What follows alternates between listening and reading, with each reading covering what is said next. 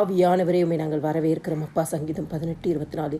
ஆகையால் கர்த்தர் என் நீதிக்கும் தம்முடைய கண்களுக்கு முன்னிருக்கிற என் கைகளின் சுத்தத்திற்கும் தக்கதாக எனக்கு பதில் அளித்தார். கிறிஸ்துவுக்குள் பிரியமானவரே, இந்த சங்கீதம் 18 தாவீது மிகவும் நெருக்கப்பட்ட ஒரு சூழ்நிலையை நாம் பார்க்கிறோம்.